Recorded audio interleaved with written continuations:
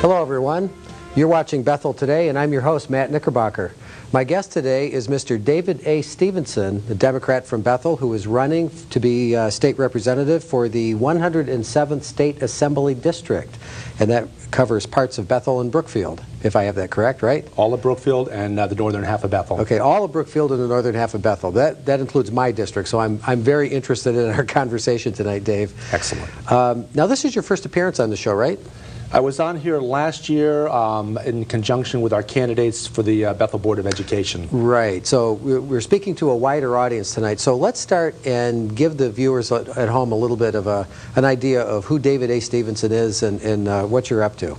My family life involves a marriage of 15 years to Diane Stevenson, who is my sweetie. I call her my sweetie. And folks in the office over at my real estate office like to tease me when I'm on the phone with her, and I sign off with her by blowing her kisses over the phone, and it's just who I am. I'm sorry, but I get a lot of ribbing about that. But okay, so happy marriage, though. Great. We'll call it a very happy marriage. Good, of 15 years now, and I have 3 lovely children by my first marriage to Debbie. And the children are all grown. Colby, who's my baby still, and will always be my baby, will be 22 on election day. And Kim and Sarah are, let's say, a little bit older than 21, and leave it at that. Okay. Now, do they live locally? Colby lives locally with his mom, and Kimberly and Pete, her husband, and my granddaughter Izzy live in California, and Sarah and my son-in-law Mark and my grandson Kai Patrick live in Virginia. How many grandkids do you have? 2, and both of them will be one just turned 2, and Izzy turns 2 on July 11th. Great name. I like that. Izzy. Terrific. Isabel. That's good. Yep. All right. Now you are an independent real estate agent here in Bethel. Yes, correct? I am. How long have you been doing that? 22 years. You're pretty good, as I have been told from people in the business. Well, I will say unabashedly that I am the #1 realtor in Bethel now for the last 10.5 years. Wow. More transactions than any realtor with any company, and more than most individual entire companies. So I've been active. Well, now I'm moving on to a second full-time career. Yeah. Well, that's right, because when you are successfully installed as the representative for the 107th, then you've got a second job to but before we get into that, there's something that's very important, because you have run for public office before. You did serve briefly on the Board of Ed in Bethel in an appointed position, and unfortunately some of the trend of negative politicking against people like you, something that we see at the national level, also filters down to the local level, which is most unfortunate. But let's address one of those things that has come up in the blogs, and let's talk about your legal residence, because I think that there's an awful lot of disinformation out there. There's quite a bit, and that's to be expected from certain individuals. My legal residence is in Bethel. An issue-challenged resident in particular, I think, right? Yes, I would say it's fair to call him issue-challenged. My legal residence is in Bethel in the 107th Assembly District. It's on my driver's license, it's on my voting records, and it's where I officially live. Temporarily, I am living in Danbury in Timborough condominium, and the reason for that is because last November 1st, a family who ran into some tough times, had to leave Bethel, came back to Bethel with their children and needed a place to stay in Bethel. So last November 1st, I leased my condominium in Lexington Meadows to them. They aren't family, but they might as well be. They treat Diane and me like family, and we consider them to be the same.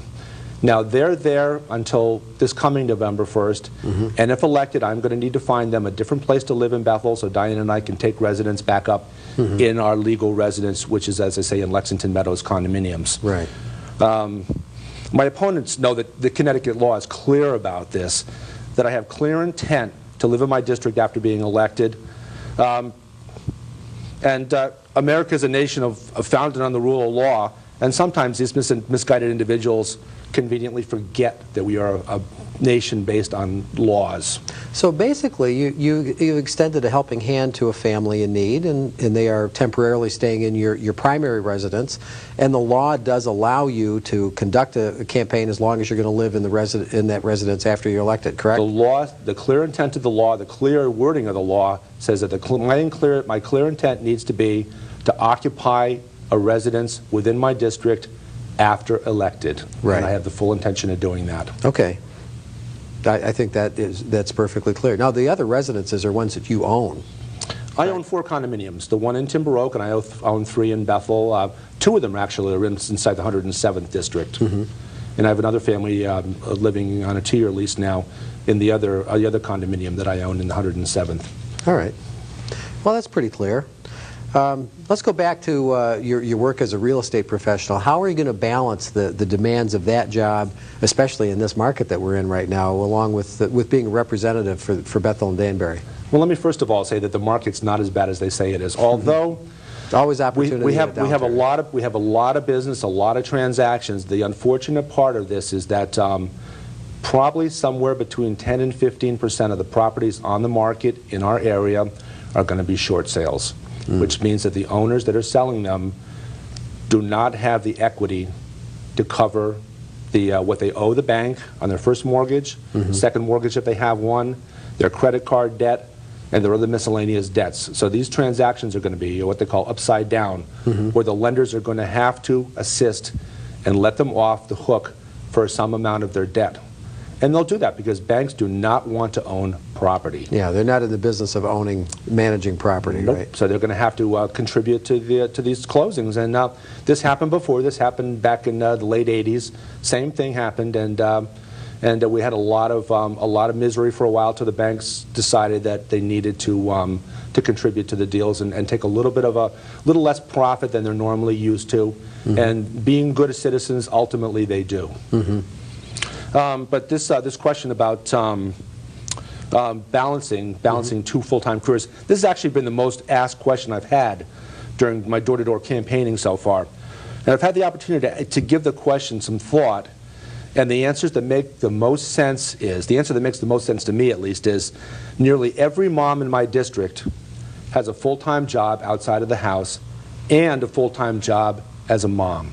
And nearly every dad in my district has a full-time job outside of the home and a second full-time job as a dad. With all those moms and dads holding their responsibilities of 2 full-time jobs, why should I bear less responsibility than they do? My 3 children are all adults now, and adults which my entire family is rightly proud of. My wife Diane and I look forward to fulfilling the responsibilities that I will have as a public servant. And of course, the spouse is an important part of the job because they have to be behind me 100% and understand that I will be drawn in 2 different directions and be supportive, and Diane is 100% behind me, and that's part of why I love her dearly. Yeah. Now, I would imagine that as a real estate professional, you probably, that gives you the advantage of knowing exactly what the economic pain is that's out there right now. I see it every day. I see it every day, and it's very unfortunate that people are burdened with debts an amount of debt that they normally wouldn't be, with oil at gas approaching $5 a gallon, and we know that home heating oil probably will follow suit come wintertime. Right. Everybody that heats their house with home heating oil, and I'm fortunate in that respect because all 4 of my condominiums are heated either with electric or with gas. Right now, electric and gas are much better alternatives. Electric is, really? Absolutely. Wow. Because it's a regulated utility. So electricity only creeps up at a very constant rate, and likewise natural gas, city gas, creeps up at a very constant, very regulated rate, where oil is reacts to free market will. Right. Oh, and lately it seems to be reacting to the speculators on Wall Street as That's well. a whole nother issue, and a very unfortunate one which we'll have to deal with on a national level. Right. Well, let's go back to the previous question. With all the demands of your career, what is motivating you to seek the position as state representative for the 107th? Well, my love for America, my love for Connecticut, my love for Bethel and Brookfield are my motivations. Matt, you're a member of the Board of Education in Bethel. So you know the great satisfaction that you gain from being a public servant and giving something back to the community. This is exactly what motivates and drives me. Well, it's no picnic sometimes, but you're right. There's an awful lot of satisfaction in it. Oh, my state representative job will also entail assisting Bethel and Brookfield citizens with finding solutions to their individual issues. This is called, of course, as you know, constituent work. Work which I have been doing for 22 years as a realtor. Constituent work as a representative will be a natural extension of my constituent work that I've had as a real estate professional. That's right. It's dealing with people. Absolutely, and solving, brainstorming and problem solving. That's the name of it. Right.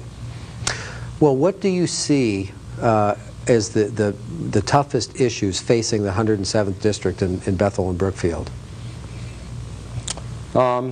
Education, employment, the environment, and energy, I think, are the four most urgent topics of concern. We've got an energy crisis here in Connecticut, as well as all across America now, with gasoline approaching, as I say, approaching $5 a gallon. And I shouldn't say that because we're not there yet, but I think pragmatically we know it's headed there. Well, there was a report out of Wall Street just yesterday morning that even though the Saudis have, as we tape this is current news, but even though the Saudis have agreed to increase production by a triple, there is expected to be no softening of price in the near future, in the foreseeable future. It will not go down, and it will most likely continue to trend up as we approach the summer driving season. Actually, we're in it right now. Yeah. It basically starts right now. 4th of July. Absolutely. A lot of the problems with the cost of oil and therefore gasoline is because of the weak dollar, but it's also a function of supply and demand, right, and speculation, as you noted. Right. And of course, with home heating oil, looking ahead, home heating oil is looming as, again, probably will follow right along with gasoline as we head into the heating oil season, and that's something which was a huge drag on the economy last winter. Our citizens in our district and in Connecticut and all across America who were alive during World War II, they remember how America mobilized and united to fight a horrible enemy. Well, we don't remember, but our citizens who were alive then remember how the automobile industry very quickly mobilized and converted to a tank and jeep creating industry. We're going to have to do the same thing. The crisis we face today is a different one, an energy crisis, but we must and we will confront this crisis with the same diligence and resolve which motivated America in the 1940s. Well, how can the 107th District in Connecticut cope with the energy crisis? Like, what do you see as the... What can we do to solve our own problem, to help solve our own problem? Yeah, because it's obviously it's a bigger problem than just in Bethel and Brookfield. It's actually, at some level, a worldwide problem. So what can we do locally? Well, I think there's an opportunity, and there's a responsibility, there's a crisis, and there's an opportunity all rolled into one. Connecticut has both the will to conquer the energy crisis and the factories to make that a reality. There are many 21st century technologies companies here in Connecticut, for instance, fuel cell technology right around the corner on Great Pasture Road, where many Bethel and Brookfield citizens work. With higher fossil fuel costs, wind energy and the energy of Long Island Sound's tides are becoming increasingly cost effective. I'll be looking at those potential sources of both energy and jobs for our district and for Connecticut. Now, is the state doing enough to foster research in those areas, in your opinion? We need to do more. We need to do more. This is a crisis. This is a crisis which is, in fact, tantamount to the crisis that we faced as a nation when World War II broke out. This is a whole different kind of war, a war against our energy needs, and a war to help keep America strong and make it stronger moving forward. But it's certainly no less of a crisis than we faced going into World War II. I've talked with some individuals that live in Bethel and Brookfield, but that actually work at Sikorsky's in Stratford. And we talked very generically about the prospect of taking Sikorsky and maybe even transforming it from an industry where they make helicopters to an industry where they actually create windmills because of the blades. Right. Now, that's right. They would be very good at that. Well, the issue that's confronting them on this possible transition is that windmill blades are about 4 times the size of the largest helicopter blade or plane blade that they make.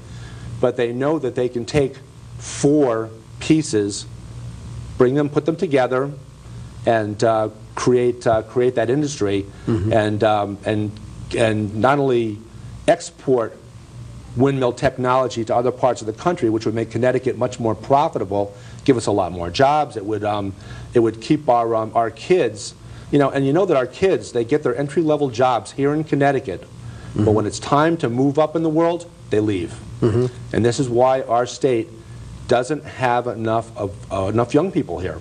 It's suffering a brain drain. It's suffering a tremendous brain drain. With energy-related technology, we can keep our kids here in Connecticut for those secondary level jobs, working in those industries, providing jobs for our kids, exporting and technology, and also keeping it here in Connecticut. Now, you know that Cape Cod has a problem, the dilemma that they're faced with, in that they have the opportunity to probably provide enough energy for virtually the entire state of Massachusetts based on wind power. But the citizens of Cape Cod are very loath to that because they don't want windmills in their backyard. Right. Now, I will bet 300-400 people so far in my travels, in my door-to-door work so far, which would they prefer? Would they prefer to have a high-energy, high-tension power line in their backyard, or would they prefer a windmill? Or not in their backyard, but close to their home? Right.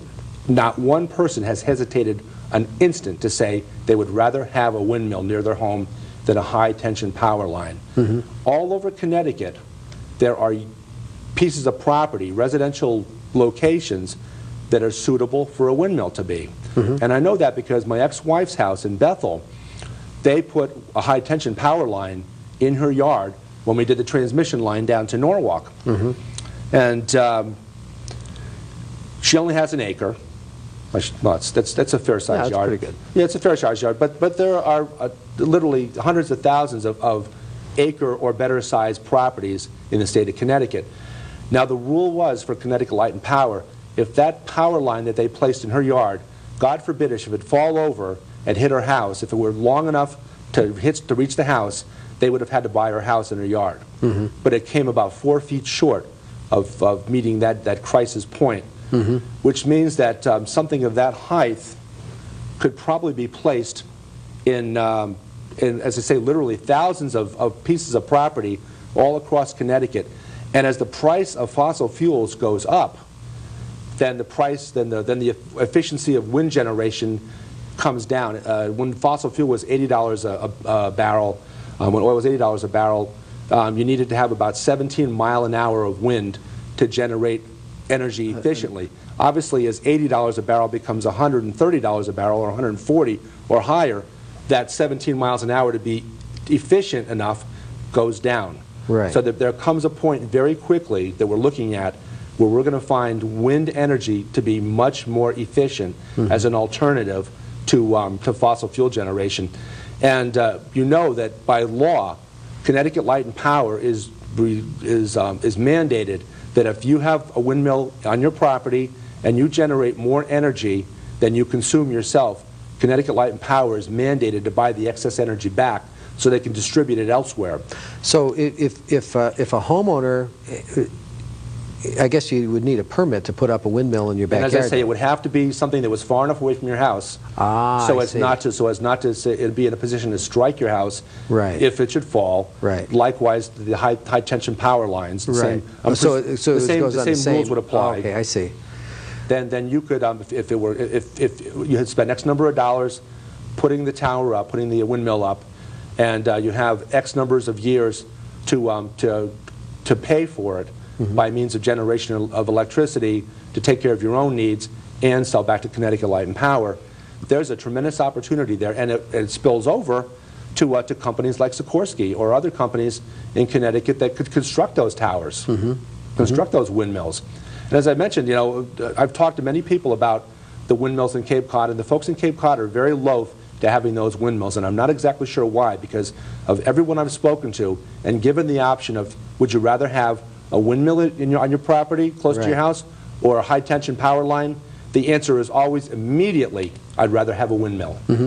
I read a statistic that indicated that if wind power was properly harnessed, even in the western states, where their backyards are all over California, you see 20 square miles, and there's nobody out there to complain except the cows. Certainly. It is actually statistically possible to provide 90% of this entire nation's energy needs, but the infrastructure to put the transmission lines, it hasn't been built to go from those very remote areas. You know, we've got great transmission centers from the hydro plants and from the nuclear plants, but not in the middle of the desert. But it's there for the taking. Certainly, and if we can do it with the high-tension power lines, we can do it with windmills.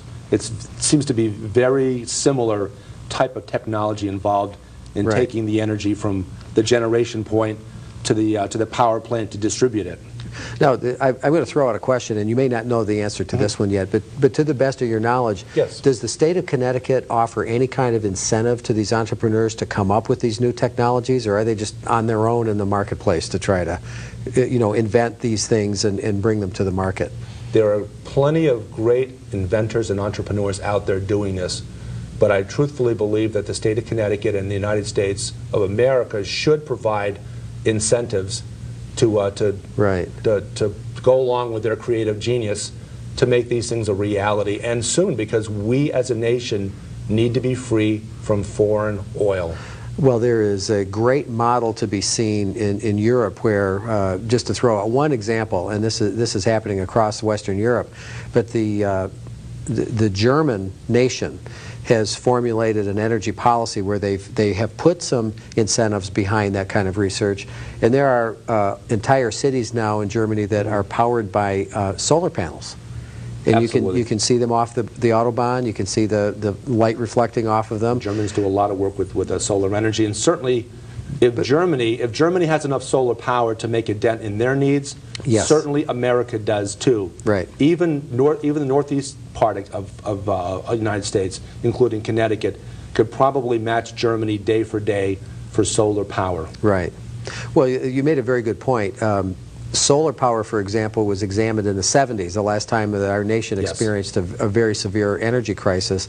And at the time, the experts said, well, up here in the Northeast, it's cloudy, 100 and some days of the year. You wouldn't get enough power out of it to make it worthwhile. But the reality is today, the energy cells are so much more efficient that even if it is cloudy, you're still making a huge dent in that consumption of foreign oil. And you're right, the state really is missing an opportunity to try to foster that type of research and entrepreneurship in here, and that's something that you're going to do when you're successfully elected to the 107th with your colleagues. It's really transcended from being an opportunity to being a necessity.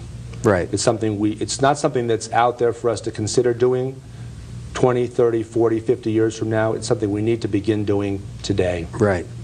Well, while we're on the topic of national issues, and this is kind of beyond the 107th, but we really have to acknowledge we are in a historic year. For the first time ever, we've had two candidates, an African-American viable candidate versus the first ever viable woman candidate for president.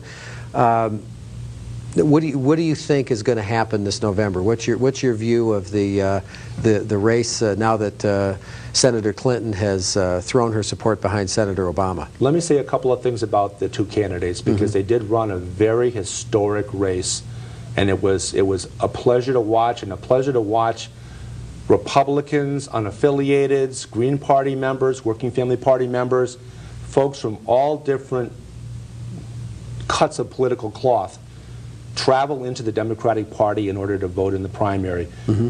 Democratic vote across the nation this year, and this is not just after McCain was the presumed nominee, but before he was the presumed nominee, voter turnout on the Democratic side was double in every single state was double that of the turnout for the Republican primaries. And I think that speaks a lot about the quality of the Democratic candidates that we had running, and we had quite a few good candidates. But the two that ended up being the two principal candidates, I think of Senator Barack Obama as being not only the most intellectually brilliant of all the candidates, but he's in fact the most morally brilliant of all the candidates. He is a gentleman who happens to be Christian, whose Christian values are just fabulous. He lives the life of a Christian, and I think that's important to note because well, there's been some disinformation on that issue in the blogs. I'm glad you brought that up. That's to be expected. I think there are folks out there like our ill-informed friend on the Danbury blog that blogs under 5 different names and has cross conversations with himself while he's trying to make a name for himself. Right. But he's quite an amazing candidate. Now, I want to say something too about Hillary Clinton, because Hillary Clinton, it was a hard-fought race. And we've got about a minute left, so. Yep. It was a hard-fought race. Bill Clinton probably did more to harm her than anybody else could have. He really didn't help her at all. In fact, probably almost sabotaged her campaign. But I want to see Hillary Clinton on the Supreme Court. I think she would be a magnificent Supreme Court justice. She's brilliant, although I will qualify that by saying I don't think she's quite as brilliant as Senator Obama. But I think that she's a very smart, an astute individual whose heart is in the right place and will make a great Supreme Court justice when Senator Obama is President of the United States. So you'd rather see her on the Supreme Court than as a Obama-Clinton ticket? I don't think she helps the ticket. In fact, their constituencies are very similar. My personal choice for Vice President at this moment, and it's been that way for a while, is Jim Webb of Virginia, who was Secretary of the Navy, who has been Senator from Virginia for 2 years now, and is tough as nails. And he'll stand up to John McCain any day. He's got that Navy background. Yes, he does. Dave, thank you very much. It's been a pleasure to have you on the show. My pleasure. And good luck in your campaign. Thank you. I hope to be back. Yes. Once again, I've been speaking with David A. Stevenson. There's more David Stevenson out there, so remember David A. Stevenson running as a Democrat, as a real Democrat for the 107th District. And you can get more information on David at his website. That is www.stevenson2008.com. And thank you very much for watching. You've been watching Bethel Today. I'm Matt Knickerbocker. We are sponsored by the Bethel Democratic Town Committee, and we thank you for tuning in tonight. Have a great night. See you again.